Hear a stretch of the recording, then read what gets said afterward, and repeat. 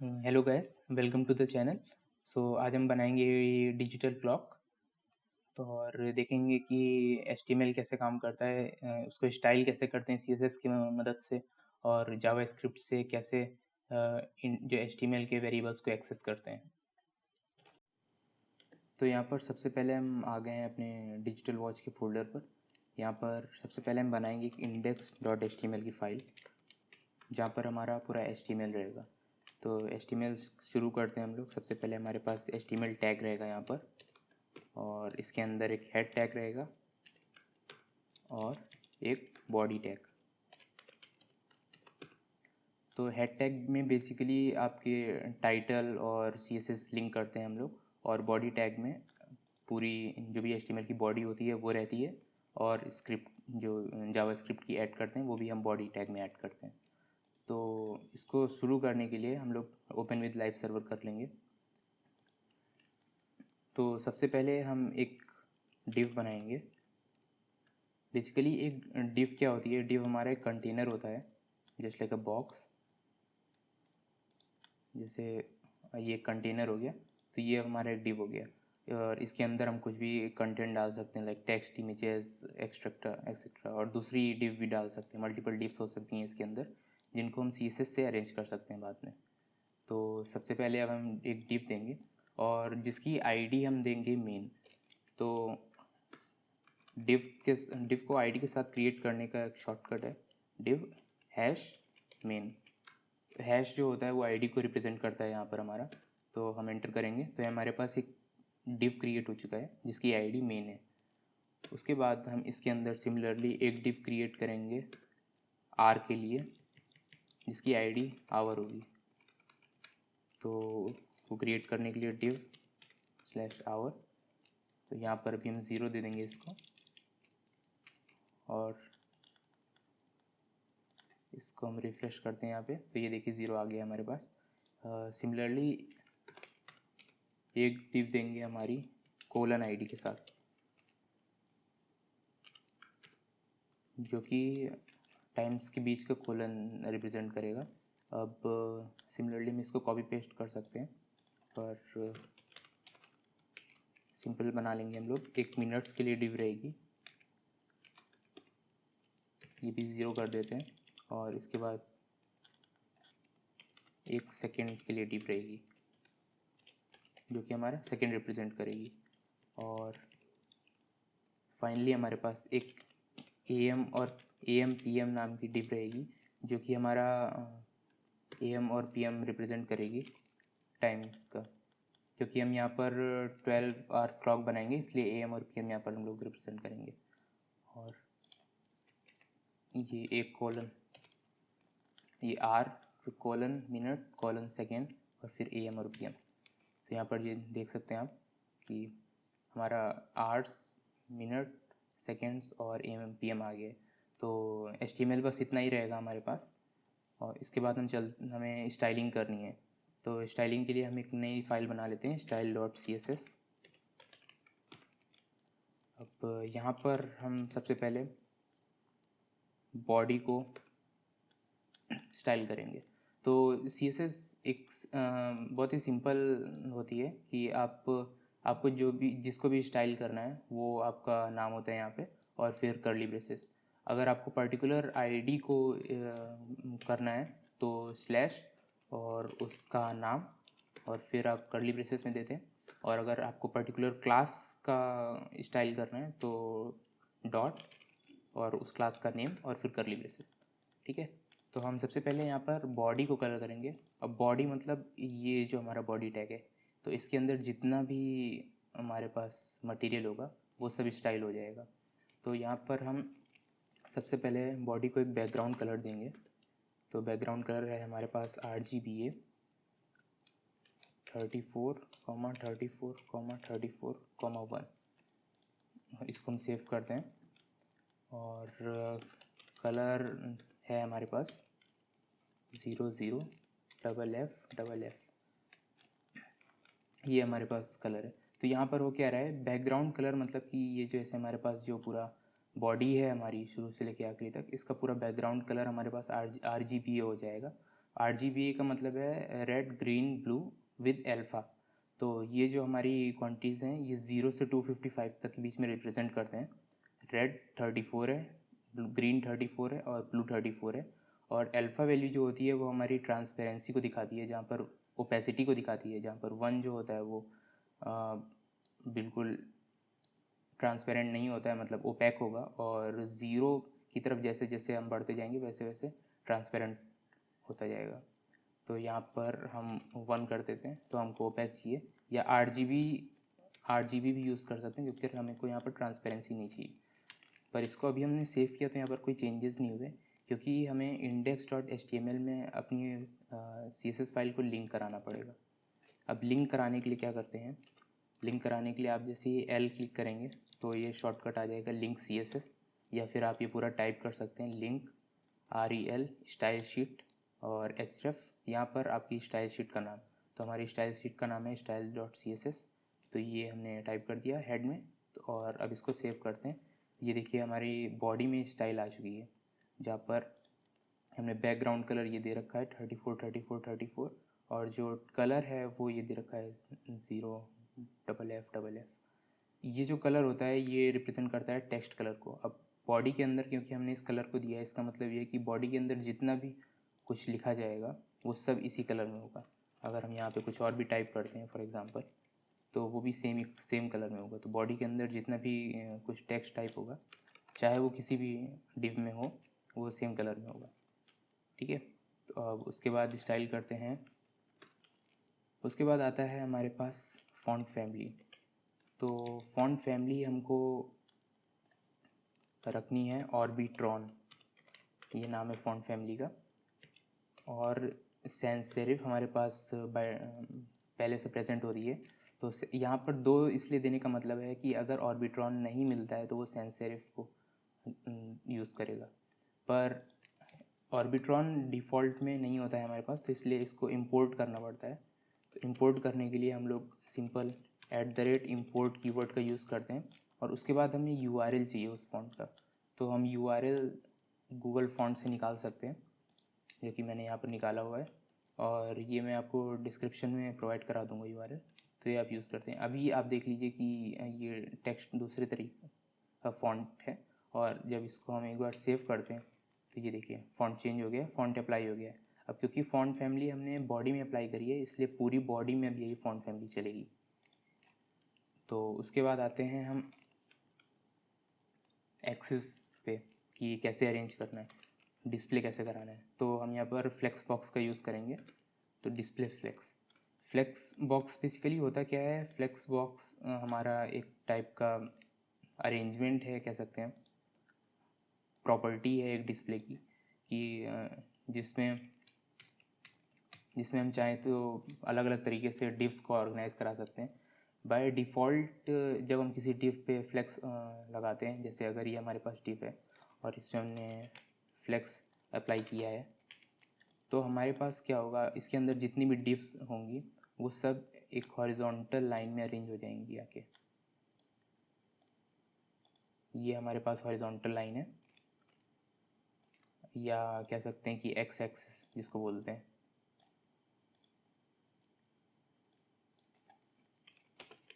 X axis है हमारे पास, और ये हमारी वाई एक्सिस है।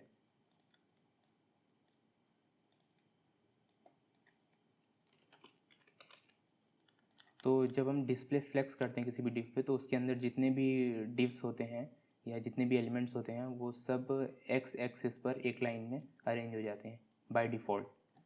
तो अभी हमने डिस्प्ले फ्लेक्स दिया है, पर अभी ये सेम में क्यों आ रहे हैं, कॉलम में क्यों आ रहे हैं, क्योंकि एक ही डिव है हमारी बॉडी के अंदर। अगर आप इसको क्लोज करके देखें तो एक ही डिव है हमारी बॉडी के अंदर।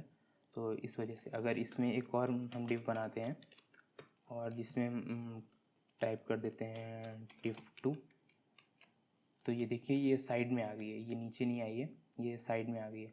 और अगर यहाँ पर हम फ्लेक्स हटाते हैं तो ये देख लीजिए div2 नीचे आ गई है, और अगर फ्लेक्स लगा दिया तो div2 साइड में आ गई, मतलब एक्स एक्सिस पे हॉरिजॉन्टली अरेंज कर दिया है उसको। तो ये काम करता है, ये फ्लेक्स का एक जो प्रॉपर्टी है जो अप्लाई करता है ये करता है। उसके बाद हमें क्या करना है, हमें ये जो डिव है हमारी इसको सेंटर में लेके आना है, हॉरिजॉन्टली सेंटर में लेके आना है। तो हॉरिजॉन्टली सेंटर में करने के लिए क्या होता है, जस्टिफाई कंटेंट यूज़ होता है। अब जस्टिफाई कंटेंट में यहाँ पर आप देख रहे हैं सेंटर है, एंड है और राइट है, फ्लेक्स एंड है। तो यहाँ पर हमको सेंटर करना है। तो ये सेंटर क्या करता है, जस्टिफाई कंटेंट सेंटर हमारा ये जो एक्स एक्सिस है जिस भी डिव पे अप्लाई होता है, फॉर सपोज अगर हम ये हमारे पास एक डिव है, इस पे हमने फ्लेक्स अप्लाई किया हुआ है। तो हमारे पास इसके अंदर जैसे डिव है, तो वो शुरू में तो स्टार्टिंग में यहाँ पर कॉर्नर में थी हमारी जो मेन डिव थी। पर अगर हमने इसमें जस्टिफाई कंटेंट सेंटर कर दिया है अगर, तो ये क्या करता है, ये इस फ्लेक्स इस डिव के अंदर जो भी चीज़ें हैं उसको सेंटर में ले आता है। इस डिव का जो सेंटर होगा, जिस डिव पे फ्लेक्स अप्लाई है उस डिव का जो सेंटर होगा हॉरिजॉन्टली वहाँ पर ले आता है। तो यहाँ पर क्योंकि हमारे पास बॉडी है मेन डिव जिसमें हम फ्लेक्स लगा रहे हैं, तो ये बॉडी के हॉरिजॉन्टली सेंटर में ले आएगा हमारी मेन डिव को। अब हमें इसको अलाइन सेंटर में लेके आना है, मतलब वर्टिकली सेंटर में लेके आना है। तो वर्टिकली सेंटर के लिए हम अलाइन आइटम्स सेंटर का यूज़ करते हैं। तो ये देखिए, अब अलाइन आइटम सेंटर क्या करता है, अलाइन आइटम सेंटर यही सेम चीज़ करता है पर वर्टिकल एक्सिस पे। तो ये शिफ्ट कर देगा वर्टिकली सेंटर पे, जो भी इस डिव के अंदर जितनी भी डिव्स होंगी उनको वर्टिकली सेंटर पे शिफ्ट कर देगा। अलाइन आइटम सेंटर हमारा ये काम करता है। और यहाँ पर हाइट देना ज़रूरी होता है अलाइन आइटम सेंटर के साथ, क्योंकि ये हाइट लेता है कि कितनी हाइट के सेंटर पे रखना है उसको। तो हाइट 100 VH का मतलब है, यहाँ पर VH का मतलब है view port height. View port height मतलब जितनी भी हमें इस स्पेस में अवेलेबल है ऊपर से यहाँ तक, ये पूरी हो गई 100 व्यू पोर्ट हाइट। और हम इसको सेव करेंगे तो यहाँ पर ये देख सकते हैं आप, मेन डिव हमारी सेंटर में आ गई है हॉरिजॉन्टली और वर्टिकली दोनों। तो उसके बाद हम आते हैं मेन को स्टाइल करने में। तो मेन में भी सबसे पहले, क्योंकि हमें ये जो आवर्स, मिनट्स और सेकेंड और AM PM है ये एक लाइन में हॉरिजॉन्टली चाहिए, तो यहाँ पर भी हम डिस्प्ले फ्लेक्स लगा देंगे तो ये हॉरिजॉन्टली एक लाइन में आ जाएंगे। उसके बाद हम बैकग्राउंड कलर इसका थोड़ा सा अलग देंगे। तो ये बैकग्राउंड कलर दे दिया हमने। और उसके बाद विड्थ दे देते हैं हम 330 पिक्सल्स। तो ये विड्थ हो गई, ये भी देख रहे हैं इधर शिफ्ट हो गया क्योंकि ये अपने जो हमारी डिव है, मेन डिव है, उसके सेंटर में नहीं है इस वजह से। तो यहाँ पर अगर आप इंस्पेक्ट करेंगे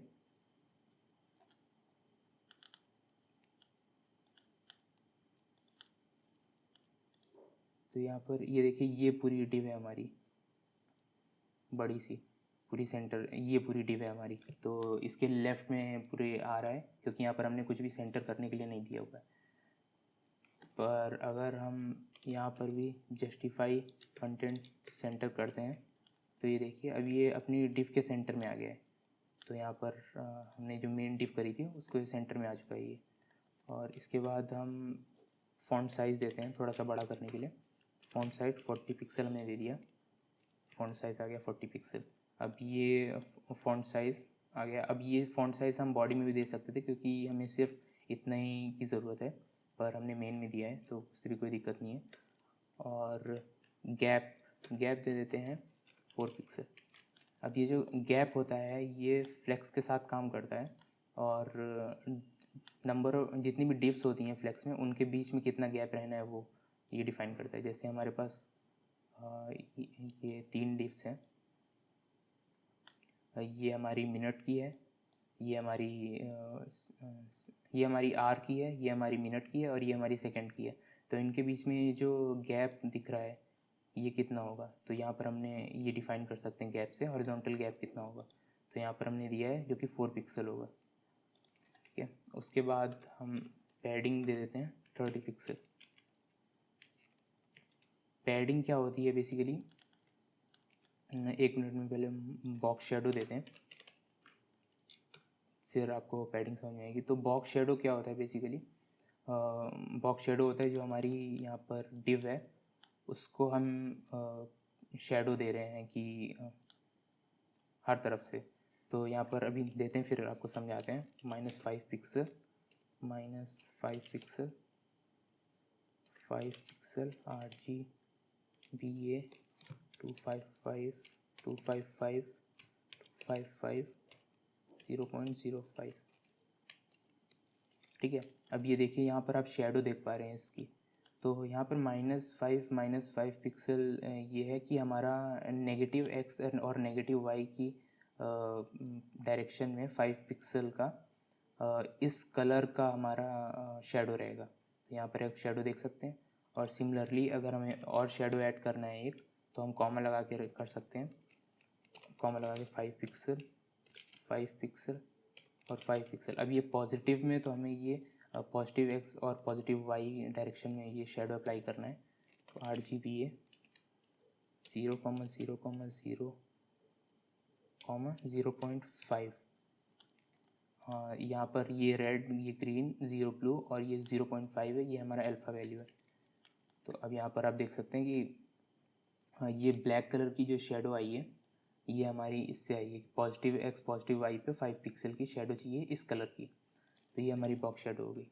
अब हम यहाँ पर देखिए कि बिल्कुल भी गैप नहीं है इस बॉक्स और इन, बिल्कुल गैप नहीं है। तो यहाँ पर गैप लाने के लिए हम पैडिंग देंगे इसको। पैडिंग हम देंगे 30 पिक्सल की। तो ये पैडिंग 30 पिक्सल। पैडिंग क्या होता है बेसिकली, जब हमारे पास कोई डिव है, ये डिव है हमारे पास, तो उसके अंदर कोई भी कंटेंट है हमारा, मान लीजिए उसके अंदर अगर दूसरी डिव है, तो ये जो स्पेस होता है हमारे पास, ये जो पहली डिव से दूसरी डिव के बीच में स्पेस दिख रहा है हमारा, ये हमारी पैडिंग होती है। तो यहाँ पर जैसे इसमें हमारे पास टाइम है,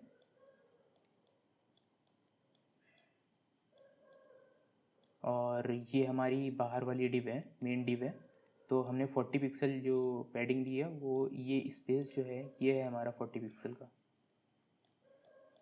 ये हमारी पैडिंग होती है। और आप चाहें तो पैडिंग टॉप और पैडिंग बॉटम अलग अलग दे सकते हैं। पैडिंग राइट, पैडिंग राइट ये हो जाएगी, और पैडिंग लेफ़्ट ये हो जाएगी। इनको चाहे तो अलग अलग दे सकते हैं, पर यहाँ पर हमने पैडिंग 40 किया है, तो ये पैडिंग 30 किया है, तो चारों तरफ से 30 पिक्सल ही रहेगा। ये टॉप बॉटम लेफ़्ट और राइट, ये हर तरफ से 30 पिक्सल का गैप रहेगा। ठीक है, तो ये हमारी पैडिंग हो जाती है। इसके बाद हमको पोजीशन देनी है रिलेटिव। अब पोजीशन यहाँ पर रिलेटिव इसलिए देनी है क्योंकि यहाँ पर हम AM PM को थोड़ा सा और शिफ्ट करेंगे आगे, अलग से गैप देंगे। तो इस वजह से यहाँ पर पोजीशन एब्सोल्यूट देते हैं, पोजीशन रिलेटिव देती हैं। तो उसको क्या यूज़ है उसका भी आगे बताएंगे, पोजीशन रिलेटिव का। पर और इसके अलावा यहाँ पर लेटर स्पेसिंग हम देंगे 1 पिक्सल की। तो अब ये देखिए, ये जो लेटर हैं हमारे 0 0 0 और AM, इन ये बहुत ही पास पास में है। तो यहाँ पे 1 पिक्सल देने के बाद ये देखिए दूर हो जाते हैं, थोड़ा सा इनमें स्पेस आया है। तो ये इसके लिए यूज़ होता है लेटर स्पेसिंग। अब इस मेन के अंदर जितने भी लेटर्स हैं वो थोड़े थोड़े दूर हो जाएंगे, तो लेटर स्पेसिंग इसके लिए यूज़ होती है। और हम चाहें तो यहाँ पर फॉन्ट वेट भी कर सकते हैं 100 का। फॉन्ट वेट बेसिकली क्या बताता है, फॉन्ट वेट इसकी बोल्डनेस बताता है। जैसे 100 रखा है तो इतना बोल्ड है, और ये 100 से 900 तक होता है। अगर 900 करते हैं तो ये देखिए बोल्ड हो गया है ज़्यादा। तो यहाँ पर हम 100 रखेंगे, इससे फॉन्ट ये देख सकते हैं। और उसके बाद हम आते हैं बॉर्डर पे। तो बॉर्डर है हमारा यहाँ पर, जैसे जो ये बॉर्डर आप देख रहे हैं, अभी ये बिल्कुल शार्प है बॉर्डर, ठीक है। पर हमको बॉर्डर शार्प नहीं चाहिए, तो हम बॉर्डर रेडियस देंगे, और बॉर्डर रेडियस यहाँ पर देंगे 10 पिक्सल। तो ये देखिए बॉर्डर स्मूथ हो गया। अब बॉर्डर रेडियस ये क्या होता है, बॉर्डर रेडियस होता है ये कर्व आपका,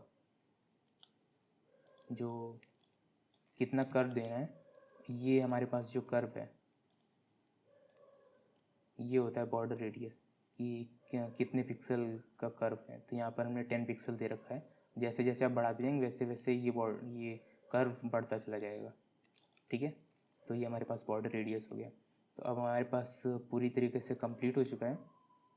अब हमें AM, और AM यहाँ पर देख रहे हैं काफ़ी पास में है, तो मेन पूरी तरीके से कंप्लीट हो चुका है, पर AM यहाँ पर काफ़ी पास में है, तो उसको थोड़ा सा स्पेस देंगे। और उसको स्पेस देने के लिए हम AM PM सीधे यूज़ कर सकते हैं, क्योंकि हैश हमने AM PM ID दे रखी थी यहाँ पर इसको, तो डायरेक्ट उससे एक्सेस कर सकते हैं। अब यहाँ पर हम रखेंगे पोजीशन एब्सोल्यूट। अब पोजीशन एब्सोल्यूट में क्या होता है, पोजीशन एब्सोल्यूट में ये होता है कि अगर आपके पास कोई डिव है, पोजीशन एब्सोल्यूट सिर्फ तभी काम करता है जब आपका पेरेंट डिव, मतलब जो इससे बड़ा वाला डिव है जिसके अंदर उसकी जो पोजीशन है वो रिलेटिव है। जैसे ये हमारे पास बड़ा डिव है, इसमें पोजीशन हमने रिलेटिव दे रखी है, तो इसके अंदर अगर हम डिव बनाते हैं एक दूसरा जिसमें हम पोजीशन एब्सोल्यूट देते हैं, तो इसमें ये जो अपनी पोजीशन है ये जो बड़ी इसकी पेरेंट डिव है उसके टॉप से, मतलब कि टॉप से और लेफ़्ट से एब्सोल्यूटली जितने पिक्सल आप देंगे उतने पिक्सल ये रहेगा। नो मैटर कि आप पेज चेंज कर रहे हैं या पेज का साइज़ चेंज कर रहे हैं, डिव का साइज़ चेंज कर रहे हैं। जैसे अगर यहाँ पर हमने टॉप से दे दिया कि 40 पिक्सल टॉप से रहेगा और 10 पिक्सल लेफ़्ट से रहेगा, तो ये हमेशा के लिए फिक्स हो जाएगा कि जो बड़ी वाली डिव है उसके रिलेटिव में ये अपनी पोजीशन एब्सोल्यूट बना के रखेगा हमेशा। ये इस कहीं भी ये वाली डिव शिफ्ट होती है वहाँ से हमेशा 40 पिक्सल नीचे रहेगा और 10 पिक्सल लेफ्ट में रहेगा ये वाला डिव। तो ये हमारा एब्सोल्यूट काम करता है। तो यहाँ पर एब्सोल्यूट आ गया है। अब हम यहाँ पर सिंपली दे देंगे राइट 30 पिक्सल। अब राइट 30 पिक्सल में हमारा ये इधर शिफ्ट हो गया काफ़ी, पर या तो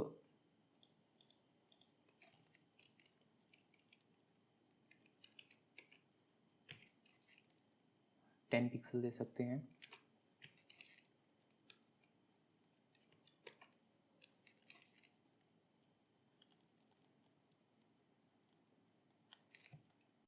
और यहाँ पर ये आप देख सकते हैं कि 5 पिक्सल, और जैसे ही बढ़ा रहे हैं हम 25 कर रहे हैं तो ये मर्ज हो जा रहा है। ये इसलिए हो रहा है क्योंकि हमारे पास यहाँ पर जस्टिफाई कंटेंट सेंटर लगा हुआ है और ये सेंटर में रखने की कोशिश कर रहा है, जबकि हम यहाँ पर एक पोजीशन एब्सोल्यूट देने की कोशिश कर रहे हैं।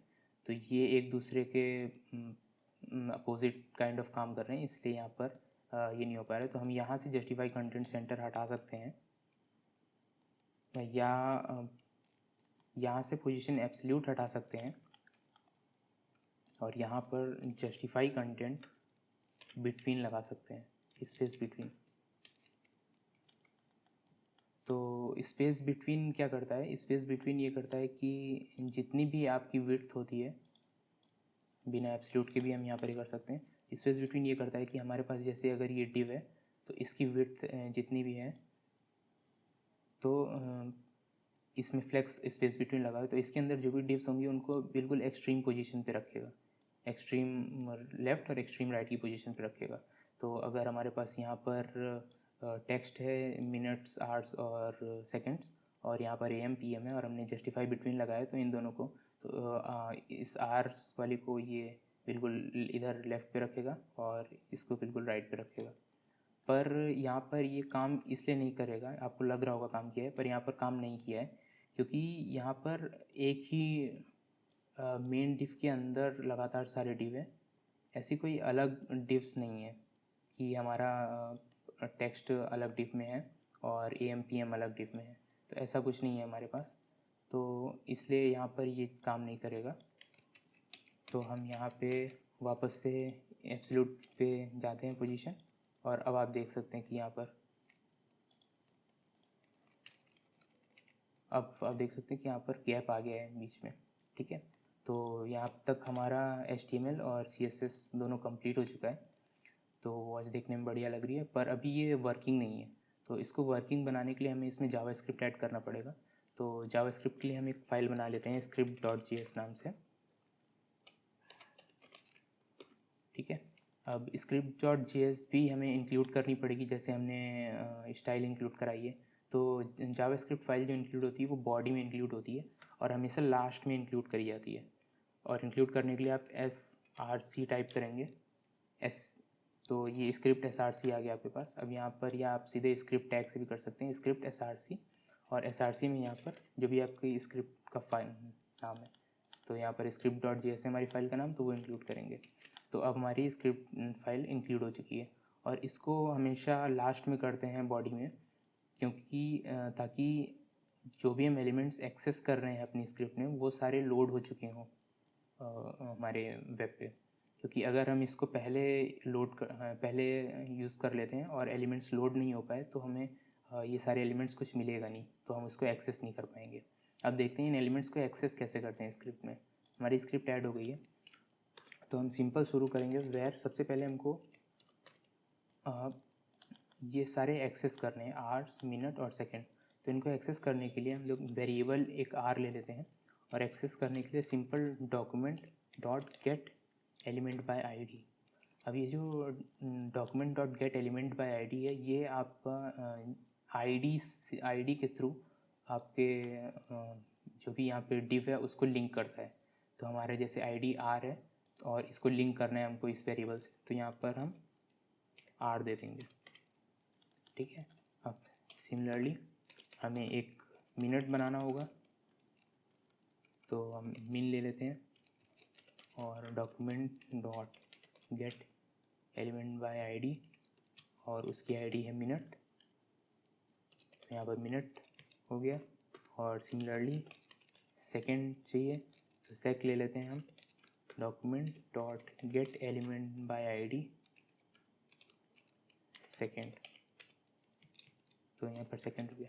और मेक श्योर कि आपके जो वेरिएबल्स हैं, नेमिंग है, ये सही हो, मतलब कि देखने में समझ में आना चाहिए कि यहाँ क्या वेरिएबल हो रहा है। यहाँ पे क्योंकि बहुत नंबर ऑफ वेरिएबल्स कम रहेंगे, इस वजह से हम लोग यहाँ पर कर सकते हैं, पर यहाँ पर आप मिनट और सेकंड पूरा भी ले सकते हैं। पर यहाँ पे मिन और सेक और आर से आपको समझ में आ रहा है कि क्या वेरिएबल्स रिप्रेजेंट कर। और इसके अलावा एक और वेरिएबल हमको चाहिए जो कि AM और PM रिप्रेजेंट करेगा। तो यहाँ पर AM और PM is equal to document dot get element by ID AM PM। ठीक है, अब ये हमारे पास चारों वेरिएबल्स आ गए। अब इन वेरिएबल्स को हमें अपडेट करना होगा बेसिकली यहाँ पर। तो इन वेरिएबल्स को एक्सेस कैसे करते हैं वो देख लेते हैं पहले। तो आप पहले जान लेते हैं स्क्रिप्ट फाइल रन कैसे होती है। तो जितनी बार हमारा जावास्क्रिप्ट का पेज ये रिफ़्रेश होगा, रीलोड होगा, उतनी बार ये फाइल रन होगी या इसमें जो भी फंक्शन होगा वो रन होगा। तो हम सिंपली ये करके देखते हैं कि पहले फॉर एन एग्जांपल आर लेते हैं कि आर अगर हमारे पास यहाँ पे 0 इसको चेंज करना है तो हम कैसे करेंगे। तो इसको सिंपल कर सकते हैं, आर डॉट स्टाइल कर सकते हैं हम। स्टाइल मतलब होता है कि बेसिकली आर की CSS हम ले रहे हैं स्टाइल में, और उसके बाद आता है हमारे पास इनर टेक्स्ट। सॉरी, स्टाइल नहीं होता है इसमें। Document dot get element by ID जब लेते हैं तो आर डॉट डायरेक्ट आप यहाँ पर इनर, अब यहाँ पर देखिए दो प्रॉपर्टी आ गई, जैसे इनर टाइप है, इनर HTML और इनर टेक्स्ट। तो इनर टेक्स्ट से आप इसके अंदर जो भी टेक्स्ट लिखा हुआ है, जैसे जो ये 0 है, इसको आप डायरेक्ट चेंज कर सकते हैं इनर टेक्स्ट से। तो यहाँ पर अगर हम लिखते हैं 224 और सेमीकोलन और हम इसको सेव कराते हैं, तो ये देखिए यहाँ पर हमारे पास 24 चेंज हो गया। तो आर डॉट इनर टेक्स्ट, और इसको HTML में भी अगर हम लिखते हैं तो यहाँ पर अभी ये सेम काम करेगा, पर HTML और टेक्स्ट में डिफरेंस होता है। HTML में क्या है, HTML में आपको कोई भी टैग भी जा सकता है, तो वो हम फ़िलहाल बाद में देखेंगे क्योंकि उसका यहाँ पर काम नहीं है। यहाँ पर हमें सिर्फ टेक्स्ट चेंज करना है। तो inner text R dot inner text, simply minute dot inner text भी ऐसे ही, और सेकंड डॉट और AM PM dot inner text भी ऐसे ही चेंज कर सकते हैं हम। तो उसके बाद हम क्या करेंगे, एक फंक्शन बनाना है सबसे पहले हमें अपडेट टाइम का। तो फंक्शन कैसे बनाते जावास्क्रिप्ट में, पहले फंक्शन कीवर्ड से बनाते थे, पर अभी भी बना सकते हैं, पर अब एक नया अपडेट है एरो फंक्शन का। तो एरो फंक्शन कैसे बनाते हैं, बेसिकली कॉन्स्ट ये फंक्शन टाइप हो गया, उसके बाद फंक्शन का नेम इज इक्वल्स टू एक ब्रैकेट, यहाँ पर बेसिकली अगर कोई पैरामीटर रिसीव कर रहा है फंक्शन तो वो टाइप करते हैं इस पैरामीटर में, जो कि हमारे यहाँ नहीं रिसीव कर रहा है अभी, और एक एरो, इस एरो की वजह से इसे एरो फंक्शन बोला जाता है, और उसके बाद करली ब्रेसेस। तो इस करली ब्रेसेस के अंदर हम इस पूरे फंक्शन का कोड लिख सकते हैं। तो हमें चाहिए क्या, फ़िलहाल हमें चाहिए कि हमें टाइम निकालना है। तो टाइम निकालने के लिए एक डेट कंस्ट्रक्टर होता है, डेट ऑब्जेक्ट होता है हमारे जावास्क्रिप्ट में, जो कि हमको डेट दे देता है पूरी। तो अगर हम फ़िलहाल बाहर अगर हम चाहें तो console.log और न्यू डेट, यहाँ पर क्या हो रहा है, यहाँ पर console.log जो है ये हमारा कंसोल में प्रिंट कराने के काम आता है कि आप इंस्पेक्ट करेंगे जाके और कंसोल पे जाएंगे तो यहाँ पर आप कुछ भी प्रिंट करा सकते हैं। फॉर एग्ज़ाम्पल अगर हम कराना चाहें 456, तो ये देखिए ये कंसोल पे लॉग हो गया, तो यहाँ पर हम कंसोल लॉग करा सकते हैं। और न्यू डेट ये जो हम यहाँ पर कर रहे हैं, तो डेट हमारा एक ऑब्जेक्ट है बेसिकली, जिसमें हमारा करंट डेट और टाइम आता है, और न्यू यहाँ पर कीवर्ड होता है कि जो इस कंस्ट्रक्टर को इवोक करता है। तो बस आप इतना समझिए कि अभी यहाँ पर हमको ये एक नई डेट जनरेट करके देता है, जिसमें जिस एक ऑब्जेक्ट देता है हमको जावास्क्रिप्ट का, जिसमें डेट होती है, टाइम होता है, और कुछ चीज़ें होती हैं जो कि दिखाएंगे। तो ये देखिए ये न्यू डेट हमने प्रिंट की। अब यहाँ पर हमारे पास 3 आ गया है, मंथ आ गया है, डेट आ गई है, ईयर आ गया है, और टाइम आ गया है, और ये भी आ गया है कि कहाँ का टाइम है, IST का टाइम है। ठीक है, तो ये हमको यहीं से हमको निकालना पड़ेगा। तो अब हम देखते हैं कि ये निकालना कैसे। तो var time is equals to हम न्यू डेट एक ले लेते हैं। ठीक है, अब इस टाइम में हमारे पास वो सारी चीज़ें आ जाएंगी। तो हम यहाँ से वेयर एच, अब एच यहाँ पर हम आवर्स को रिप्रेजेंट करने के लिए ले रहे हैं, तो time dot get hours. Get hours हमारे पास एक फंक्शन है जो इस टाइम्स इनबिल्ट फंक्शन है गेट आवर्स, जो कि इस टाइम से आवर्स निकाल के हमको दे देता है कि कितने घंटे हुए हैं। तो अभी हम सिंपल ये करते हैं, और उसके बाद हम क्या करते हैं, कंसोल डॉट लॉग करा देते हैं एच को, देखते हैं हमारे पास एच में क्या आ रहा है। ठीक है, और अभी हम सेव करते हैं, तो अभी रन नहीं हुआ है क्योंकि ये फंक्शन हमने बना लिया, पर फंक्शन को रन करना पड़ेगा। तो रन करने के लिए सिंपल फंक्शन का नाम लिखते हैं और उसके बाद ब्रैकेट्स, इससे फंक्शन रन हो जाता है। पर अभी कुछ नहीं है क्योंकि हमें कंसोल करके देखना पड़ेगा। अब हम कंसोल में गए, यहाँ पे देखिए 23 आ गया है। अब इसको रिफ्रेश करते हैं तो 23, और अभी देख सकते हैं यहाँ पे 23। ठीक है, 23:18 हो रहा है, तो इसलिए 23 आ गया यहाँ पे, तो आवर्स दिखा देता है ये। अब सिमिलरली हमको चाहिए मिनट्स, तो m ले लेंगे, हमारे पास टाइम डॉट मिनट्स आ जाएगा, टाइम डॉट गेट मिनट्स, और इसमें get months, get milliseconds, get day, get date भी है। तो ये सभी आप ट्राई करके देख सकते हैं कि क्या क्या मिल रहा है हमें यहाँ पर। तो यहाँ पर हमने मिनट्स कर लिया, और उसके बाद var S is equal to यहाँ पर second, time dot get seconds. ठीक है, तो यहाँ पर हमने ये करा दिया। अब हम क्या करा सकते हैं, यहाँ पर सीधे मिनट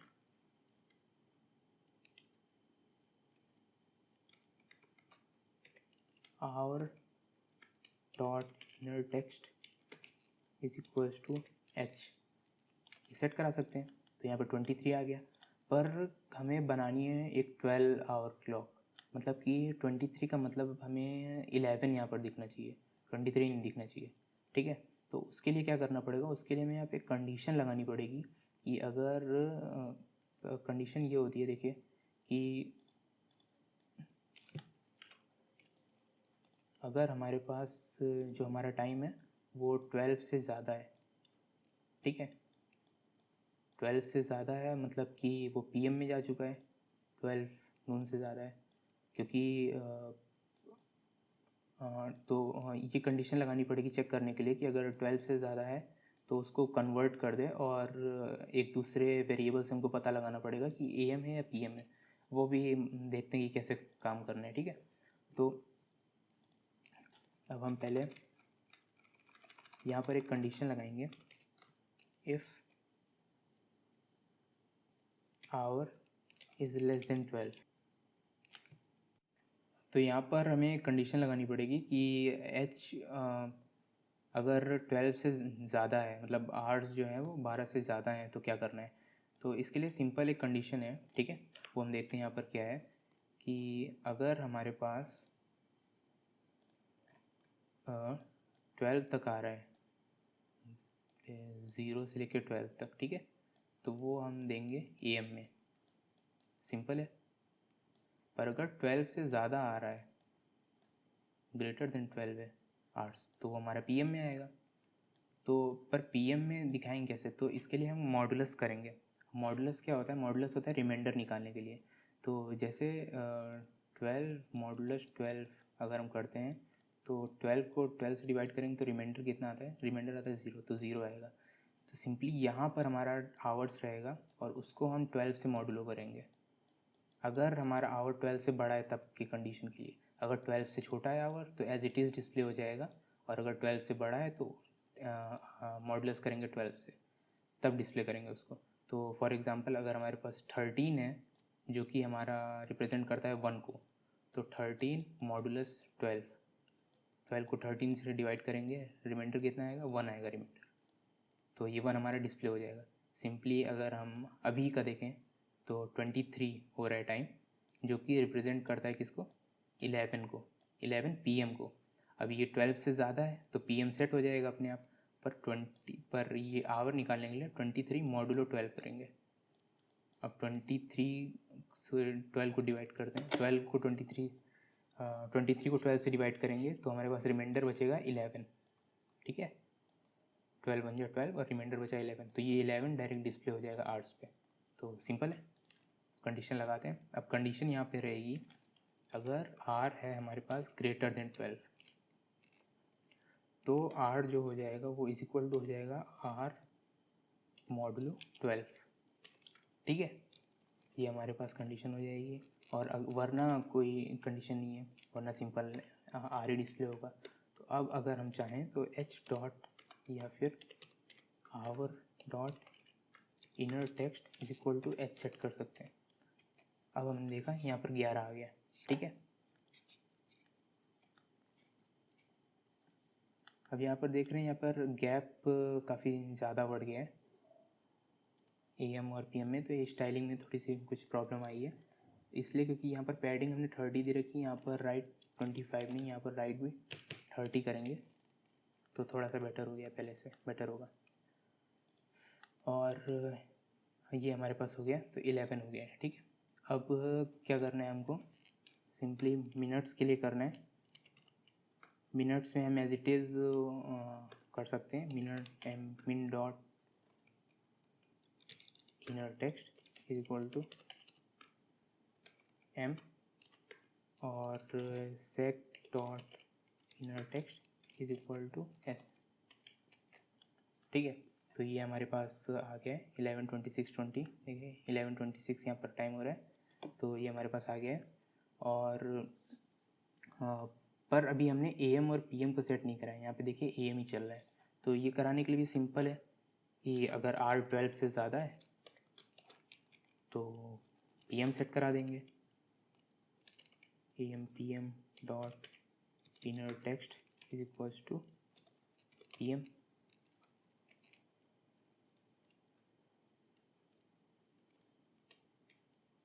पर ये कंडीशन हमें इस कंडीशन के ऊपर लगानी पड़ेगी, क्योंकि यहाँ पर हम R चेंज कर दे रहे हैं तो R 11 हो गया, तो इसलिए ये कंडीशन हमें ऊपर लगानी पड़ेगी कि चेंज होने से पहले हमें देखना है। तो यहाँ पर देख सकते हैं आप PM होगी, ठीक है। और उसके बाद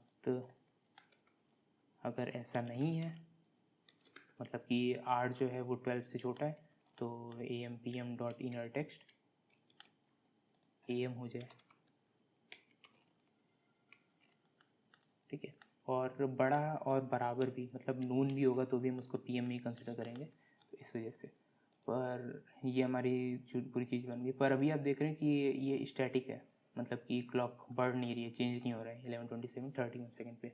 तो अब इसको करने के लिए हमें एक फंक्शन कॉल करना पड़ेगा जो कि इस अपडेट फंक्शन को बार बार कॉल करे हर एक सेकेंड में।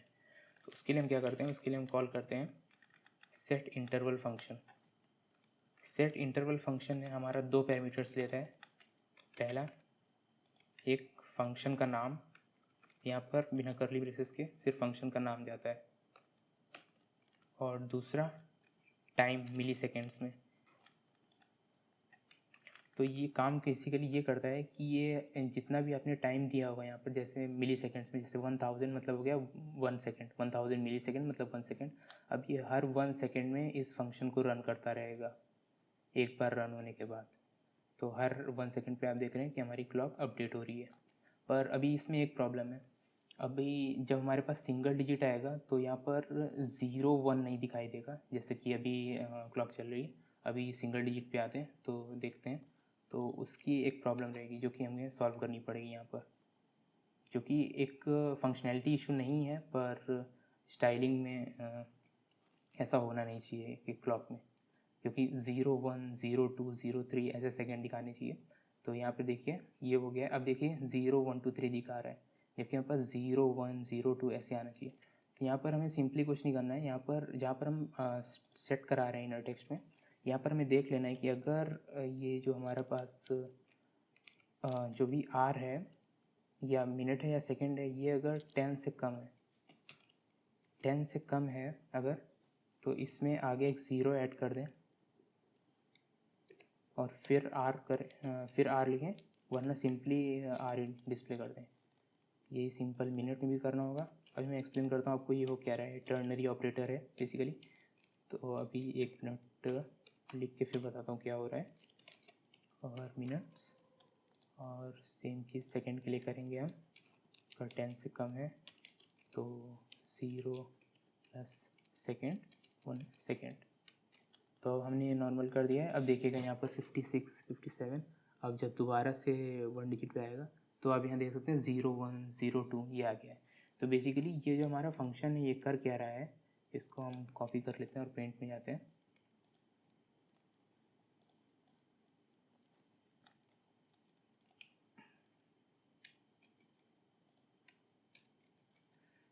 ये पेस्ट हुआ नहीं है यहाँ पर, खैर बताता हूँ वो क्या रहा है। तो ये हमारे पास लिखा कुछ ऐसा है कि second less than 10 question mark, यहाँ पर 0 प्लस सेकेंड और कॉलन सेकेंड। तो ये हमारा बेसिकली होता है टर्नरी ऑपरेटर। टर्नरी ऑपरेटर क्या होता है बेसिकली, इफ़ एल्स स्टेटमेंट होता है जो हम यहाँ पर इफ़ एल्स स्टेटमेंट लगा रहे हैं, यही स्टेटमेंट यहाँ पर लगा हुआ है, बस एक सिंगल लाइन में, उसको टर्नरी ऑपरेटर बोल देते हैं। तो ये करता क्या है, ये इफ़ के अंदर जो कंडीशन लिखी हुई है वो ये है यहाँ पर, कि अगर s जो 10 से छोटा है तो ट्रू होने पे ये वाली कंडीशन लगी रहती है, क्वेश्चन मार्क के बाद क्या होगा वो ट्रू होने पे लिखा रहता है, और कोलन के बाद क्या होगा वो फॉल्स होने पे लिखा रहता है। तो यहाँ पर अगर हम जाते हैं अपने कोड में, तो एस लेस देन 10 ये हमारी कंडीशन है। If S less than 10 question mark, अगर ये ट्रू है तो 0 प्लस एस, तो सेकेंड डॉट इनर टेक्स्ट में पहले 0 जाए और उसके आगे एस ऐड हो जाए। ये स्ट्रिंग कॉन्कैट कर देता है प्लस साइन, मतलब 0 और एस। तो यहाँ पर अगर सेकेंड हमारा 1 है तो 0 1 दिखेगा यहाँ पर। और अगर 10 से बड़ा है तो कोलन के बाद वाला स्टेटमेंट चलेगा, मतलब अगर ये कंडीशन फॉल्स है तो कोलन के बाद वाली स्टेटमेंट चलेगी। और उसका मतलब है कि डायरेक्ट वही, अगर एस हमारा 10 से बड़ा है तो एस ही डायरेक्ट लिख जाए इनर टेक्स्ट में, ठीक है। तो ये हमारी क्लॉक रेडी हो चुकी है, और यहाँ पर देख रहे हैं आप अपडेट हो रही है क्लॉक के साथ। अब यहाँ पर आप CSS में स्टाइलिंग चेंज कर सकते हैं अपने अपने हिसाब से, अलग अलग तरह से, कि कैसे अच्छा रख सकता है और ज़्यादा थोड़ा सा और अच्छा बना सकते हैं यहाँ पर। तो अगर वीडियो पसंद आई हो तो लाइक करिएगा, और आपने कुछ नया सीखा हो तो कमेंट करके बताइए प्लीज़, और ऐसे और प्रोजेक्ट्स के लिए सब्सक्राइब करिए, और मिलते हैं अगली वीडियो में।